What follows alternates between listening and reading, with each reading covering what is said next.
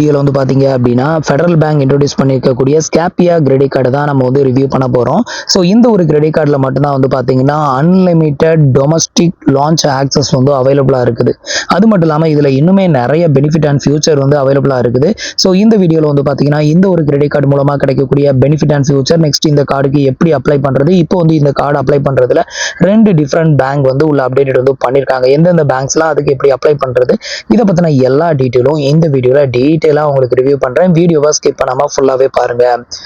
அதுக்கு முன்னாடி நீங்க இது மாதிரியான கிரெடிட் கார்டு ஆஃபர் பத்தின டீட்டெயிலை தெரிஞ்சுக்க மறக்காம நம்ம சேனலுக்கு சப்ஸ்கிரைப் பண்ணிக்கோங்க. இந்த ஒரு கார்டுக்கு நீங்க அப்ளை பண்ணணும் அப்படின்னு நினைச்சீங்கன்னா கீழே டிஸ்கிரிப்ஷன்ல லிங்க் வந்து கொடுத்துருக்கேன். அந்த லிங்கை கிளிக் பண்ணி நீங்க அப்ளை பண்ணிக்கலாம். அது மட்டும் இல்லாம வந்து பாத்தீங்கன்னா ஆல்ரெடி எனக்கு ஃபெடரல் பேங்க்ல நான் அந்த கார்டுக்கு நான் அப்ளை பண்ணி எனக்கு ரிஜெக்டட் ஆயிருச்சு அப்படிங்கிறவங்க கூட ஸோ இப்போ நான் கொடுக்குற இந்த லிங்க் மூலமா நீங்க ட்ரை பண்ணி பாருங்க. இன்கேஸ் உங்களுக்கு ஃபெடரல் பேங்க் ரிஜெக்டட் வந்து பண்ணியிருந்தாலும் அடுத்தது இன்னொரு பேங்க் வந்து இதுல இதே கார்டை உங்களுக்கு சேம் ஆப்ஷன்ல ப்ரொவைட் பண்ணுது. ஸோ அந்த பேங்க்ல உங்களுக்கு கார்டு எலிஜிபிள் இருந்தது அப்படின்னா அந்த கார்டும் உங்களுக்கு அப்ரூவ் ஆகிறதுக்கு வாய்ப்பு இருக்குது. ஸோ அதை பத்தின எல்லா டீட்டெயிலும் வீடியோல உங்களுக்கு டீட்டெயிலா எக்ஸ்பிளைன் பண்றேன். ஸ்கிப் பண்ணாம ஃபுல்லாவே பாருங்க. ஸோ ஃபர்ஸ்ட் வந்து பாத்தீங்க அப்படின்னா ஸ்கேப்பியா அப்படிங்கிற இந்த ஒரு கிரெடிட் கார்டில் கிடைக்கக்கூடிய ஹைலைட்டான பெனிஃபிட் என்னலாம் அப்படிங்கிறத வந்து சொல்றேன், நோட் பண்ணிக்கோங்க. ஸோ ஃபர்ஸ்ட் வந்து பாத்தீங்க அப்படின்னா இந்த ஒரு கிரெடிட் கார்டில் உங்களுக்கு unlimited domestic airport launch access வந்து அவைலபிளா இருக்கு. இது மூலமா உங்களால வந்து ஃப்ரீ மீல்ஸ், அதுக்கப்புறம் வந்து ஷாப்பிங், இது எல்லாமே பண்றதுக்கு இது உங்களுக்கு யூஸ் ஆகும். அப் டு 1000 rupees வரைக்கும் இதனால உங்களுக்கு வந்து சேவ் ஆகும் ஒரு டைமுக்கு. ஸோ இது வந்து அன்லிமிட்டட் அப்படின்னு சொல்லியிருக்காங்க. இதுல ஒரு டேர்ம்ஸ் அண்ட் கண்டிஷன் இருக்கு. ஒரு மாசத்துக்கு வந்து பாத்தீங்கன்னா நீங்க வந்து 20,000 ஸ்பெண்ட் பண்ணீங்க அப்படின்னா இந்த ஒரு unlimited domestic airport launch access வந்து உங்களுக்கு ஃப்ரீயா கொடுக்குறாங்க. இதுக்கு அடுத்தது வந்து பாத்தீங்கன்னா ஃபாரின் கரன்சி மார்க்அப் ஃபீ வந்து பாத்தீங்கன்னா 0%. நீங்க அதிகமா வந்து டிராவல் வந்து பண்ணுவீங்க, வேற வேற கண்ட்ரிக்கு டிராவல் வந்து பண்ணுவீங்க, உங்களுக்கு அதிகமா டிராவலுக்கு வந்து அமௌண்ட் வந்து ஸ்பெண்ட் ஆகும். ஸோ அந்த மாதிரி இருக்கிறவங்களுக்கு இந்த கிரெடிட் கார்டு ரொம்பவே ஒர்த்தபுளா இருக்கும். ஸோ நீங்க வந்து இந்த மாதிரி அதர் கண்ட்ரிக்கு போயிட்டு இந்த கிரெடிட் கார்டை யூஸ் பண்ணும்போது உங்களுக்கு ஃபாரின் கரன்சி மேக்கப் ஃபீ அப்படின்னு சொல்லிட்டு உங்களுக்கு ஒவ்வொரு கார்டுலையுமே 3.5% சார்ஜஸ் வந்து பண்ணுவாங்க. பட் இந்த ஸ்கேப்பியா கிரெடிட் கார்டில் உங்களுக்கு 0% மார்க்அப் ஃபீ அப்படின்னு சொல்லியிருக்காங்க. ஸோ அது ஒரு பிகெஸ்டான பெனிஃபிட். நெக்ஸ்ட் பெனிஃபிட் வந்து பாத்தீங்க அப்படின்னா 10% டிஸ்கவுண்ட். இது எங்கெல்லாம் அப்படின்னு கேட்டீங்கன்னா இந்த ஒரு ஸ்கேப்பியா கிரெடிட் கார்டை நீங்க ஆன்லைன் இல்ல ஆஃப்லைன்ல எந்த வெப்சைட்ல ஸ்பெண்ட் பண்ணாலும் சரி, நீங்க ஸ்பெண்ட் பண்ணக்கூடிய ஈச் அண்ட் எவ்ரி 100 rupeesக்கு உங்களுக்கு 10 ரிவார்ட்ஸ் பாயிண்ட் வந்து கொடுக்குறாங்க. அதே இது வந்துட்டு நீங்க வந்து டிராவல் டிக்கெட் புக் பண்றது, அதாவது வந்து ஃபிளைட் டிக்கெட் புக் பண்றதா இருந்தாலும் சரி, ஹோட்டல் புக் பண்றதா இருந்தாலும் சரி, அதுக்கான பில் அமௌண்ட்டை வந்து இந்த ஒரு கிரெடிட் கார்டு மூலமா நீங்க பே பண்ணீங்க அப்படின்னா உங்களுக்கு 20% வரைக்கும் அதுல டிஸ்கவுண்ட். அதாவது 100 ரூபாய் ஸ்பெண்ட் பண்றீங்க அப்படின்னா உங்களுக்கு 20 ஸ்கேப்பியா ரிவார்ட்ஸ் பாயிண்ட் வந்து கொடுப்பாங்க. ஸோ அதை தான் வந்து இப்படி 20% அப்படிங்கிற மாதிரி மென்ஷன் பண்ணியிருக்காங்க. 5 ரிவார்ட்ஸ் பாயிண்டோட வேல்யூ 1 ரூபி அப்படிங்கிற மாதிரியும் வந்து சொல்லியிருக்காங்க. இதுக்கு அடுத்தது வந்து பாத்தீங்கன்னா உங்ககிட்ட நீங்க வந்து ஸ்கேப்பியாவிலேயே வந்து விசா ரூபே அப்படி 2 வேரியன்ட்ல இருக்கு. அதே இது நீங்க ரூபே கார்டு சூஸ் பண்ணீங்க அப்படின்னா 5% வரைக்கும் மட்டும் உங்களுக்கு டிஸ்கவுண்ட் வந்து கொடுக்குறாங்க. எக்ஸாம்பிளுக்கு இதுல வந்து நீங்க விசா கார்டை சூஸ் பண்ணியிருந்தீங்க அப்படின்னா 10% டிஸ்கவுண்ட் வந்து சொல்லியிருந்தால ஆன்லைன் ஆஃப்லைன். அதே இது வந்து ரூபே கார்டுக்கு வந்து பாத்தீங்கன்னா 5% மட்டும் தான் வந்து கொடுக்குறாங்க. அதனால நீங்க விசா கார்டை வந்து சூஸ் பண்ணுங்க இந்த கார்டுல. நெக்ஸ்ட் வந்து பாத்தீங்கன்னா ஃப்ரீ மீல்ஸ். இது ஆல்ரெடி சொல்லியிருந்தேன், நமக்கு வந்து unlimited domestic airport launch access வந்து கொடுக்குறாங்க. ஸோ அதுல வந்து பாத்தீங்கன்னா ஃப்ரீ மீல்ஸ் அண்ட் ஷாப்பிங் இந்த மாதிரியான பெனிஃபிட்லாம் வந்து கிடைக்கும். அப் டு 1000 rupees வரைக்கும் இது வந்து ஒர்த் அப்படின்னு சொல்லியிருக்காங்க.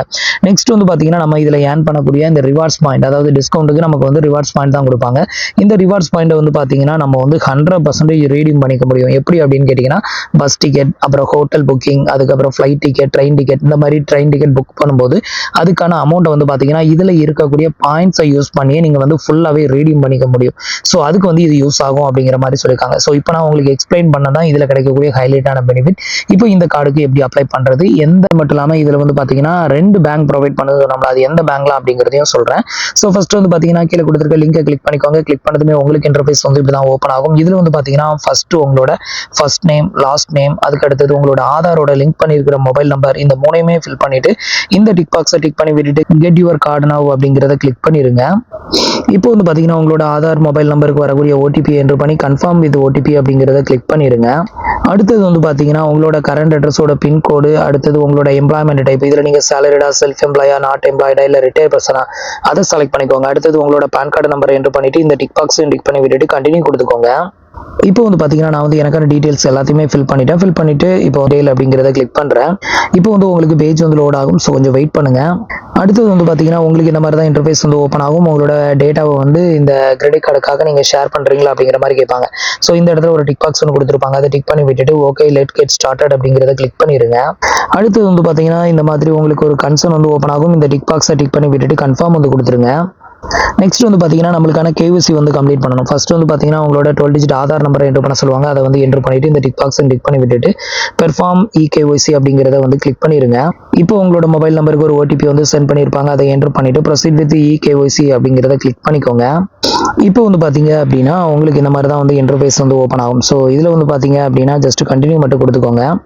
இந்த ஸ்டேஜுக்கு அப்புறம் வந்து பார்த்தீங்க அப்படின்னா உங்களுக்கு எலிஜிபிலிட்டி இருக்கும் பட்சத்தில் உங்களுக்கு வந்து கார்டு வந்து அடுத்த ஸ்டெப்புக்கு வந்து மூவ் ஆகும். உங்களுக்கு எலிஜிபிலிட்டி இல்லை அப்படிங்கிற பட்சத்தில் இந்த மாதிரி உங்களுக்கு வந்து காமிச்சிடும். இப்போ ஃபெடரல் பேங்க் தான் இந்த கிரெடிட் கார்டை ப்ரொவைட் பண்ணிட்டு இருக்குது. இப்போ federal bank should not proceed your application அப்படின்னு வந்துருச்சுன்னா நமக்கு வந்து பார்த்தீங்கன்னா ஃபெடரல் பேங்க் நம்மளோட கிரெடிட் கார்டு அப்ளிகேஷனை ரிஜெக்டட் வந்து பண்ணிட்டாங்க அப்படின்னு அர்த்தம். ஸோ எனக்கு வந்து ரிஜெக்டட் தான் ஆச்சுது. இதுக்கப்புறம் வந்து பார்த்தீங்க அப்படின்னா இந்த இடத்துல வந்து பாருங்க கண்டினியூ அப்ளிகேஷன் அப்படின்னு வந்து கேட்கும். ஸோ இதில் வந்து பார்த்தீங்கன்னா continue your application with other partner அப்படின்னு சொல்லி உள்ளதா. ஸோ இதுக்கு என்ன மீனிங் அப்படின்னு பார்த்தீங்கன்னா இந்த ஒரு ஸ்கேப்பியா கிரெடிட் கார்டை 2 டிஃப்ரெண்ட் பேங்க்ஸ் வந்து ப்ரொவைட் பண்ணுது. ஒன்று வந்து பார்த்தீங்கன்னா ஃபெடரல் பேங்க், அதுதான் ஆரம்பத்திலேருந்தே ப்ரொவைட் பண்ணிட்டு இருக்கு. இப்போ வந்து பார்த்தீங்கன்னா பேங்க் ஆஃப் பரோடாவும் வந்து பார்த்தீங்கன்னா சேம் கிரெடிட் கார்டை வந்து ப்ரொவைட் பண்ணியிருக்கு. ஸோ அதனால தான் வந்து இந்த இடத்துல வந்து பார்த்தீங்கன்னா இப்போ ஃபெடரல் பேங்க் நமக்கு ரிஜெக்டட் வந்து பண்ணாலும் continue with your application with other partner அப்படின்னு சொல்லி காமிக்குது. உங்களுக்கு இந்த மாதிரி காமிச்சது அப்படின்னா கண்டினியூ கொடுத்துருங்க. இன்கேஸ் உங்களுக்கு ஃபெடரல் பேங்க் ரிஜெக்டட் வந்து பண்ணாலும் பேங்க் ஆஃப் பரோடா உங்களுக்கு அப்ரூவ் பண்ணதுக்கு வாய்ப்பு இருக்குது. ஸோ இப்போ நான் கண்டினியூ கொடுக்குறேன். கண்டினியூ கொடுத்ததுமே இங்க வந்து பாருங்க ஸ்கேப்பியா இந்த இடத்துல வந்து பாத்தீங்கன்னா ஃபெடரல் பேங்க் அப்படின்னு விழுந்துருச்சா. இப்போதைக்கு இந்த கிரெடிட் கார்டை பேங்க் ஆஃப் பரோடாவும் ஃபெடரல் பேங்க் இந்த 2 பேங்குமே ப்ரொவைட் பண்ணுது. இப்போ நமக்கு ஃபெடரல் பேங்க் ரிஜெக்டட் வந்து பண்ணிட்டாங்க. அடுத்தது வந்து பேங்க் ஆஃப் பரோடாவுக்கு அப்ளை பண்ணுவோம். ஸோ இப்போ வந்து பாத்தீங்கன்னா கண்டினியூ கொடுக்குறேன். இப்போ வந்து பார்த்தீங்கன்னா ஆதார் கன்சர்ன் வந்து ஓப்பன் ஆகும். இந்த டிக் பாக்ஸை டிக் பண்ணி விட்டுட்டு கன்ஃபார்ம் வந்து கொடுத்துருங்க. மறுபடியும் வந்து பார்த்தீங்கன்னா பேஜ் வந்து லோட் ஆகும். வெயிட் பண்ணுங்க. இதுக்கப்புறம் வந்து பார்த்தீங்கன்னா மறுபடியும் நம்ம வந்து ஆதார் கேவிசி தான் வந்து பண்ண சொல்லுது. இது வந்து பேங்க் ஆஃப் பரோடாவுக்கு பண்ணணும். இப்போ வந்து பார்த்தீங்கன்னா ஸ்டார்ட் ஆதார் கேவிசிங்கிறத கிளிக் பண்ணுறேன். இப்போ உங்களுக்கு இந்த மாதிரி தான் பேஜ் வந்து ஓப்பன் ஆகும். இதில் ஆதார் அப்படிங்கிறத செலக்ட் பண்ணிட்டு இதில் உங்களோட 12 டிஜிட் ஆதார் நம்பரை என்ட்ரு பண்ணிக்கோங்க. இப்போ உங்களோட ஆதார் ரெஜிஸ்டர் மொபைல் நம்பருக்கு ஒரு ஓடிபி வரும். அந்த ஓடிபியை வந்து என்ட்ரு பண்ணிட்டு இந்த டிக் பாக்ஸை டிக் பண்ணி விட்டுட்டு சப்மிட் வந்து கொடுத்துக்கோங்க. இப்போ உங்களோட டிஜி லாகருக்கான 6 டிஜிட் பின் நம்பரை என்ட்ரு பண்ணி சப்மிட் கொடுத்துக்கோங்க. அடுத்தது உங்களோட ஆதார் டீடைலிங் வந்து ஓப்பன் ஆகும். ஸோ இந்த ஆதார் அப்படிங்கிற நேர் இருக்கக்கூடிய டிக் பாக்ஸை டிக் பண்ணி விட்டுட்டு அலோவ் கொடுத்துக்கோங்க. இப்போ வந்து பார்த்தீங்கன்னா உங்களோட கரண்ட் அட்ரஸ் டீடைலை மேனுவலாக ஃபில் பண்ண சொல்லும். இந்த இடத்துல உங்களோட கரண்ட் அட்ரஸை ஃபில் பண்ணிட்டு கன்ஃபார்ம் வந்து கொடுத்துக்கோங்க.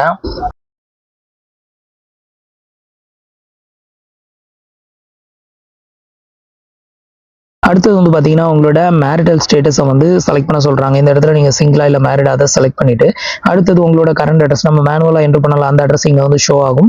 ஸோ இந்த அட்ரஸில் ஏதாவது கரெக்ஷன் இருந்ததுன்னா எடிட் ஆப்ஷனை கிளிக் பண்ணி எடிட் பண்ணுங்க. இல்லை எல்லாமே கரெக்டாக இருக்குது அப்படின்னா டேரெக்டாக வந்து one more step to go அப்படிங்கிறத கிளிக் பண்ணிடுங்க. இப்போ வந்து பார்த்தீங்க அப்படின்னா என்னோட அட்ரஸ் டீட்டெயிலை செலக்ட் பண்ணியாச்சு. கீழே ஒரு டிக் பாக்ஸ் ஒன்று கொடுத்துருப்பாங்க. அதையும் டிக் பண்ணி விட்டுட்டு கண்டினியூ கொடுக்குறேன். அடுத்தது வந்து பார்த்தீங்க அப்படின்னா உங்களோட கம்பெனி நேம் அதாவது எம்ப்ளாய்மெண்ட் டீட்டெயில் ஃபில் பண்ணணும். இந்த இடத்துல உங்களோட கம்பெனி நேமை செலக்ட் பண்ணிக்கோங்க. உங்களோட கம்பெனி அட்ரஸை இங்க வந்து என்ட்ரு பண்ணிக்கோங்க. மேனுவலா என்ட்ரு பண்ணிட்டு உங்களோட மந்த்லி இன்கம் உங்களோட மந்த்லி சேலரி எவ்வளவோ அதையும் இங்க என்ட்ரு பண்ணிட்டு சப்மிட் அப்ளிகேஷன் வந்து கொடுத்துருங்க. இப்போ வந்து பாத்தீங்கன்னா உங்களோட கன்சர்ன் வந்து கேட்கும். ஸோ இந்த இடத்துல ஒரு டிக் பாக்ஸ் கொடுத்துருக்காங்களே இதை வந்து டிக் பண்ணி விட்டுட்டு இப்போ வந்து செக் கிரெடிட் லிமிட் அப்படிங்கிறத கிளிக் பண்ணிருங்க. ஸோ இந்த ஸ்டேஜில் வந்து பார்த்தீங்கன்னா உங்களுக்கு வந்து கிரெடிட் கார்டுக்கு எலிஜிபிலிட்டி இருந்தது அப்படிங்கிற பட்சத்தில் உங்களுக்கான கிரெடிட் கார்டுக்கான கிரெடிட் லிமிட் வந்து ஷோ பண்ணுவாங்க. உங்களுக்கு எலிஜிபிலிட்டி இல்லை அப்படிங்கிற பட்சத்தில் இந்த ஸ்டேஜில் கூட ரிஜெக்டட் ஆகலாம். ஸோ இப்போ வந்து பார்த்தீங்க அப்படின்னா வி ஆர் சாரி அப்படின்னு சொல்லி வந்துருச்சு. அன்ஃபார்ச்சுனேட்லி ஒரு application should not be proceed as you do not qualify. அதாவது நமக்கு வந்து ஃபெடரல் பேங்கும் ரிஜெக்டட் வந்து பண்ணிட்டாங்க.